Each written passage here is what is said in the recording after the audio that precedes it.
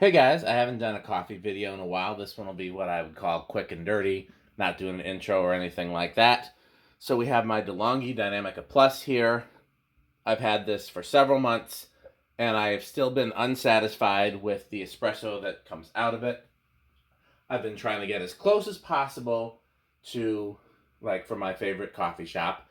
And I understand it won't be the same out of this machine, but I want to get close enough to make lattes and things like that at home that I enjoy. And the problems that I was having is I would feel like I dialed it in great, and then the next time I tried it, it would be terrible. So I enlisted some help. Shout out to my friend Riley at Valentine Coffee and my friend Mallory, who owns Mercy's Coffee in Madison, Wisconsin.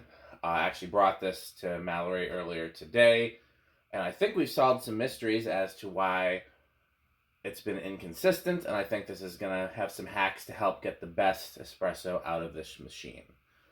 So, first things first. You can't really see because of my Christmas decorations, but there's the hopper that holds the beans. And one of the mistakes that I was making when I first got this machine is I was just filling that hopper with beans. And if I didn't use them all today, I'd use them tomorrow or the next day. And it's not sealed, and the composition of the beans changes very quickly when they're left out in the air, which is why you use like sealed containers like I have here. And so what I'm going to start doing, and I've already started doing, is just putting enough beans in there for whatever I'm going to brew today. So I'm just going to start with a couple handfuls. We see if we need to add any more throughout the video. And of course, keeping the rest of them in a sealed container. I'm told that a dark colored container matters as well, so that you don't have to worry about sunlight. Okay, so that's the first thing. Second thing was I would adjust the grind size, and I would get the grind size down to between like 3 and 4. Right now it's at a 3.5. And that would be very close to what I wanted. And then sometimes I would get an error message that the grind size was too fine. And I'd have to adjust it back, and then it just wouldn't taste right. Let's see if we can duplicate that error message now. I'm going to turn to the strongest setting. Now what this does is this adjusts how long it grinds for, which then determines the amount of ground coffee in the dose. So this is technically your dosing amount, but it uses a measure of time. So I'm just going to stick with the strongest one. I'm just going to hit espresso, and let's see what it does.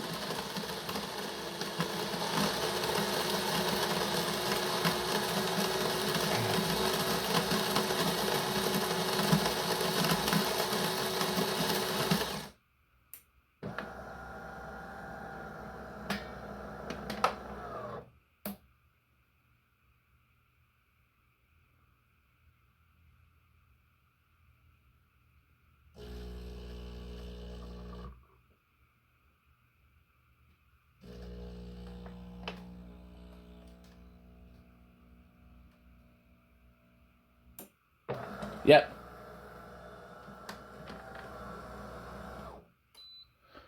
Ground too fine, adjust grinder. We're not going to do that.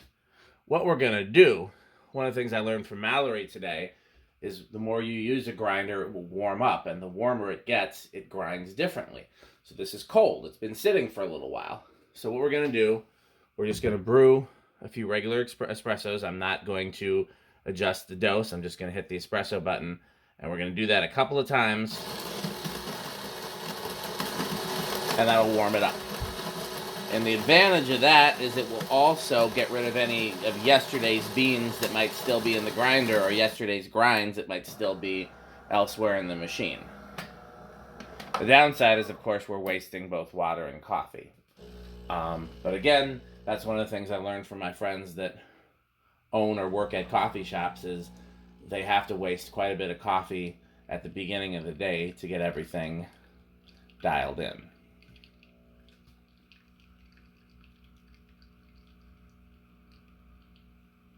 So that's still pretty inconsistent. Another thing that I found out today going over this machine with Mallory is that, from watching everybody else's videos and from even reading the instructions, they say that the dripping like that is probably a channeled brew, which is probably pretty bad.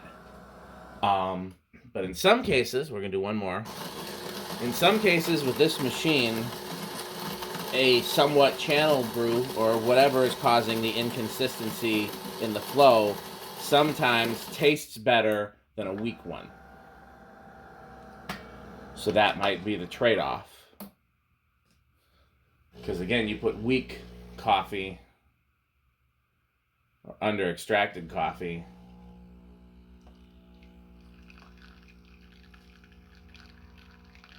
in a latte. Okay, so that grinder is probably pretty warmed up.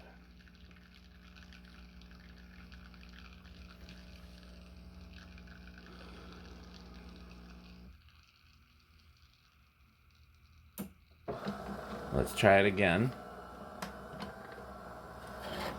This time I've got the real cup. Let's go under there.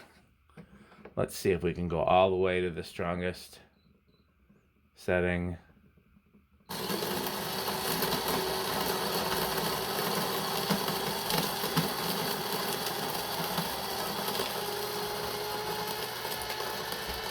we're getting to the bottom of what I put in there.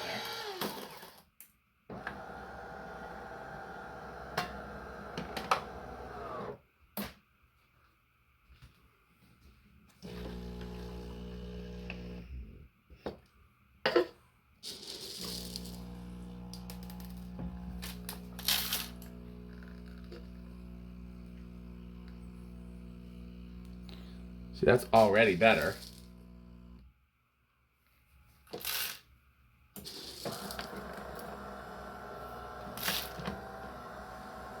Let's see what that tastes like. Not bad, actually.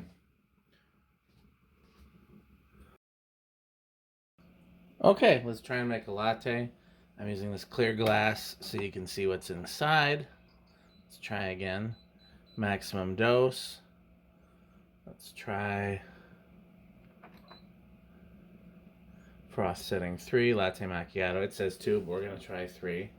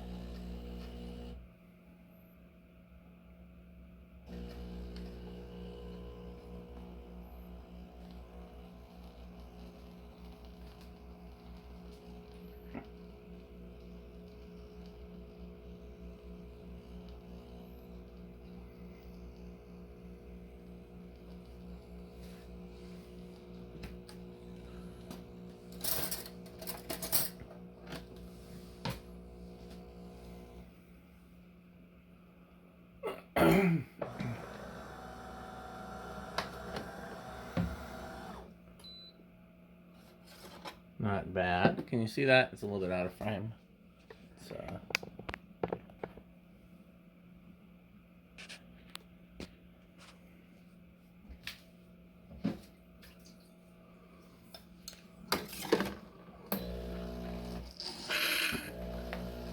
So if I'm going to try it without syrup, I like to just put a little dusting of cinnamon.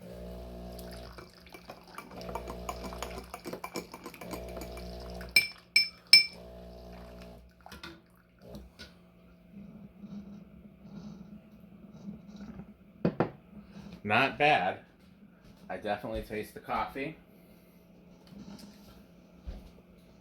Let's try it with a little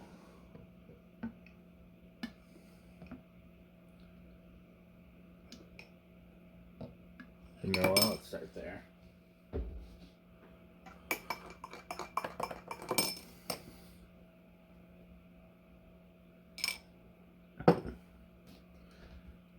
Not bad.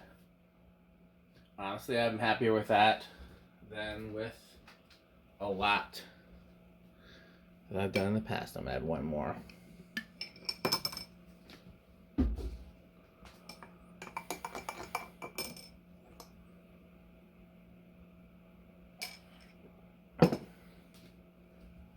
Okay.